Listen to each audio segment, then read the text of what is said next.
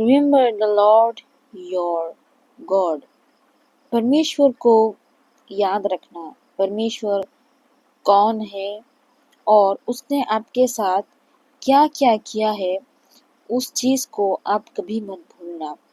हाँ, हो सकता है परमेश्वर ने आपको बहुत सारी कठिनाइयों से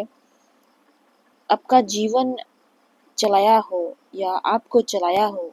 बहुत कुछ ऐसा होगा जो आपको सहना पड़ा होगा, लेकिन फिर भी क्या एक चीज आपने नोटिस की कि उन कठिनाइयों में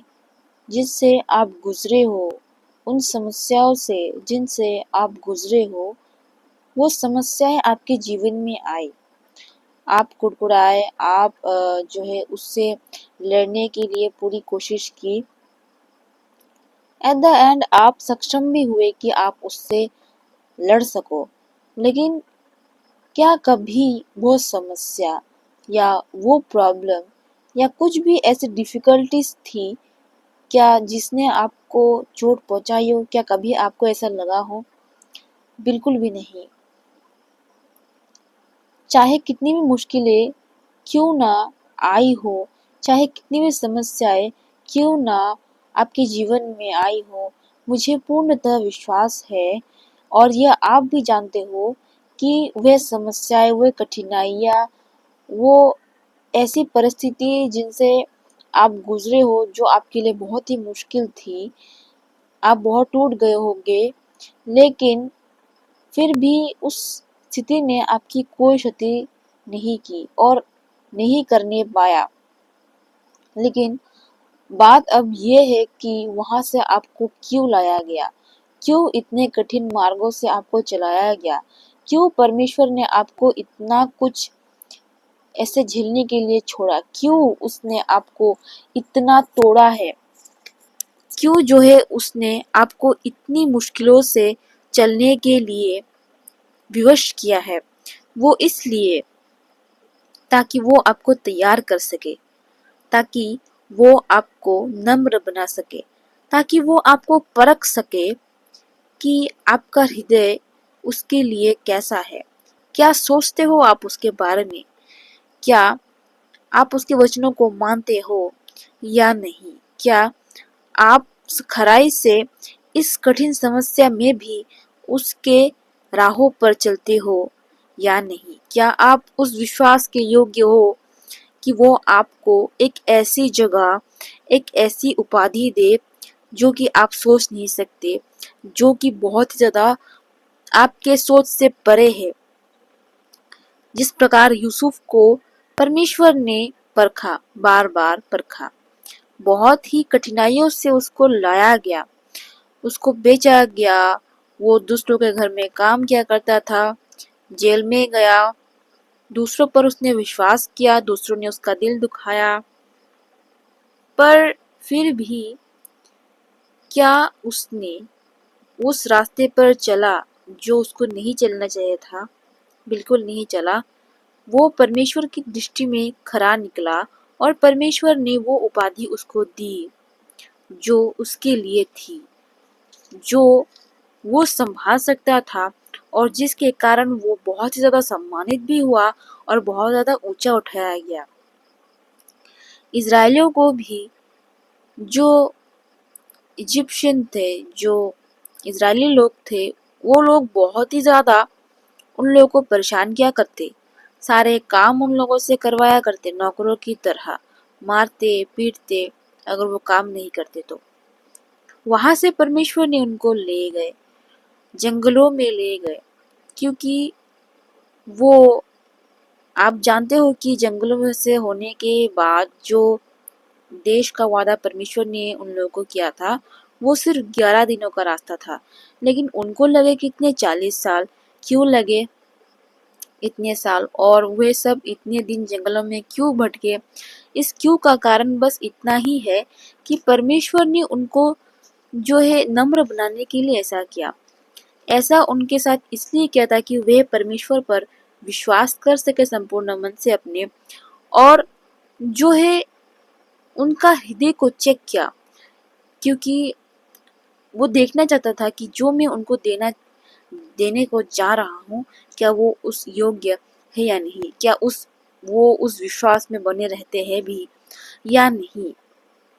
क्या वो मेरा भय आगे मानेंगे, आगे जाकर क्या वो मेरी उपासना करेंगे, मेरी जो कमांडमेंट्स मतलब कि जो आज्ञाएं उन्होंने परमेश्वर ने उन लोगों को दी थी, क्या वो मानेंगे या नहीं। ये बात कन्फर्म करने के लिए परमेश्वर जो है उन लोगों को ऐसा करता है। लेकिन परमेश्वर के इतनी चेष्टा करने के बावजूद वहां पर मूसा ने पहले ही उन लोगों को वार्निंग दी थी कि तुम जब उस देश में अब जाओगे तब वहां पर तुम्हारा सब कुछ बहुत ज़्यादा हो जाएगा, तुम बहुत ज़्यादा उन्नति करोगे, तुम्हारा जो कुछ भी थोड़ा है वो बहुत ज़्यादा हो जाएगा, मल्टीप्लाई हो जाएगा,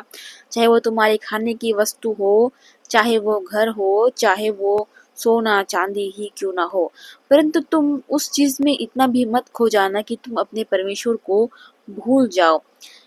ये हमेशा याद रखना कि परमेश्वर ने तुम्हारे लिए क्या क्या किया, किस प्रकार तुम्हें जो इजरायलियों के सब लोगों को किस प्रकार उस इजिप्शियन से, किस प्रकार उन क्या बोलेंगे उसको, फिरौन के हाथ से किस प्रकार परमेश्वर ने छुड़ाया। ठीक है, इन सभी को तुम याद रखना, भूल मत जाना। बार बार उसने चिताया था, लेकिन एट द एंड यही हुआ, वो लोग परमेश्वर को भूल गए और अन्य भगवानों की, अन्य मूर्तों की जो उन्होंने अपने ही हाथ के द्वारा बनाई थी, उसी से वो लोग प्रार्थना करते थे, उसी को वो लोग पूजा करते थे, उसी को वो लोग अपना परमेश्वर मानते थे। और ये भी कहा था मूसा ने कि सावधान रहना कि तुम ये ना कहना कि ये सारी जो चीजें, पावर और जो शक्तियाँ और जो भी हमारे हाथ में अभी है, सोना चांदी वगैरह, जो कुछ भी हमने सक्सेस हासिल की है, वो सब कुछ जो हमने अपने ही हाथों से किया है, हमने अपने ही बलबूते पर इस चीज को खड़ा किया है। लेकिन वो आगे जाकर यही कहते हैं, और इन सब जो है धन संपत्ति में वो लोग इतने ही अंधे हो जाते हैं कि वो लोग परम पिता परमेश्वर को भूल जाते हैं, और इन सभी सोना चांदी शक्ति, इन सब में वो लोग उलझ जाते हैं। वो सब भूल गए कि परमेश्वर ने किस प्रकार उन लोगों को 40 दिनों में कैसे संभाला। हाँ, माना कि वो लोग बहुत ज़्यादा मुश्किलों से गुजरे, क्योंकि परमेश्वर चाहते थे कि वो लोग नम्र बने, वो लोग उस पर विश्वास करना सीखे, वो लोग उसकी आज्ञा को मानना सीखे। लेकिन उसके बाद जब उन लोगों को भूखा हुआ, उनको भूख लगी, परमेश्वर ने उनको मन्ना भी दिया, जो कभी ना उन्होंने सुना था, ना कभी देखा था, ना कभी उनके बाप दादों ने इसको खाया था। इसलिए कि ये बात साबित हो कि मनुष्य सिर्फ और सिर्फ खाने से नहीं, खाना जो मनुष्य के शरीर के लिए होता है उससे ही नहीं, परंतु परमेश्वर के हर एक वचन से जीवित रहता है। जिस प्रकार यीशु ने कहा था जब शैतान ने उसकी परीक्षाएं की थी कि तुम पत्थर को रोटी बना दो, तब ये वचन जो है यीशु ने उपयोग किया था कि लिखा है कि मनुष्य केवल रोटी से ही नहीं परंतु परमेश्वर के हर एक वचन से जीवित रहेगा। और ये यही वचन है, देखिए व्यवस्था विवरण के 8 अध्याय के 8 अध्याय की 3 वचन में आपको ये मिल जाएगा। तो मनुष्य को ये कभी भी नहीं भूलना चाहिए जब परमेश्वर उन लोगों को जो है दुख में से ले जाकर उनको तैयार करके भली भांति परिपक्व बनाकर उनको वो चीज देते हैं जो उनको चाहिए होती है। उस वक्त जो है उनको परमेश्वर की बातों को याद रखना चाहिए, परमेश्वर के हर एक कार्य को जो उन्होंने उनके लिए की होती है याद रखना चाहिए, उसको भूलना नहीं चाहिए और अहंकार में नहीं आना चाहिए कि ये सब तो मेरी चीजें हैं, ये सब तो मैंने ही तैयार की हुई है, मैंने ये सारी संपत्तियाँ, इतना जो सक्सेस मैंने आज हासिल किया है खुद के मेहनत से, खुद के बलबूते पर हासिल किया है। और उस संपत्ति में अंधे होकर, उस पैसों में जो सक्सेस उन्होंने हासिल की है उसमें अंधे होकर वे लोग परमेश्वर को भूल जाते हैं। तो उन लोगों के लिए ये वार्निंग है कि जब वे ऐसा करेंगे तब ही परमेश्वर जो है उन इज़राइलियों के भांति उनको नष्ट कर देंगे, उनको जो है इस संसार से ही मिटा देंगे, जैसे उनके पहले लोगों का हाल हुआ था। और ये मूसा ने उनको चिता भी दिया था कि तुम लोग सावधान रहना, अगर ऐसा तुमने कभी भी किया तो तुम लोग जो है पूरी तरह से इस पृथ्वी के ऊपर से ही मिट जाओगे। ऐसा होगा कि तुम कभी मानो यहाँ पर थे ही नहीं, और जिस प्रकार तुम्हारे पहले जो भी लोग थे, जैसा उन लोगों के साथ हुआ था, जैसे उन लोगों का नाश परमेश्वर ने किया, वैसे ही तुम्हारा नाश भी करेंगे। और अब आप लोग जानते ही हो भली भांति कि ऐसा होने के पश्चात वो लोग किस प्रकार दुख दर्द से गुजरे हैं। वापस वही सब चीजें उनके साथ हुई, और वो सारे युद्ध जो वो लोग जीतते आ रहे थे सब हार रहे थे। सब कुछ पहले जैसा हो गया, बहुत ज्यादा बुरा हुआ, मतलब पहले से भी सभी कोई सबके बच्चों को मार रहा था, उन लोगों को लूटे जा रहे थे लोग, ठीक है ना। तो ऐसा ही होता है जब परमेश्वर आपको एक जगह से उठाकर, जहाँ पे आप थे, इतना दुख कष्ट जहाँ आप झेल रहे होते हो, और वहां से परमेश्वर आपको इतनी ऊंचाई पे रखता है जहाँ पर पहुंचना आपके लिए असंभव था। कैसे पहुंचे आप वहां पर? परमेश्वर की दया के द्वारा ही आप पहुंचे। परमेश्वर की जो है बात मानकर, परमेश्वर के पास आकर आपने वो चीज हासिल की है, और अंततः आपने उसको ही भुला दिया, तो उस वक्त क्या परमेश्वर को बुरा नहीं लगेगा? परमेश्वर चाहे कुछ करे या ना भी करे, लेकिन उसके द्वारा उसके द्वारा जो निकले गए शब्द है, जो आपके विषय में काम करते हैं, जो उसने सोची थी, जो स्वर्गदूत वगैरह आपके लिए काम करते हैं और सभी चीज़ों को आपके लिए परफेक्ट रखते हैं कि आप वहाँ पर जाओ और आपके लिए ये सक्सेस हो जाए, वो सारे स्वर्गदूत जो है बहुत ही गुस्सा हो जाएंगे, हो जाते हैं। जिस प्रकार उन्होंने इजराइलियों को नष्ट करवा दिया, वो आपको भी नष्ट करवा सकते हैं। इट इज़ अ वार्निंग, मतलब कि ये बहुत कॉमन चीज हो गई है कि लोग सक्सेस पाते हैं। सक्सेस पाने से पहले वो परमेश्वर के दरवाजे के 1000 चक्कर काटता है,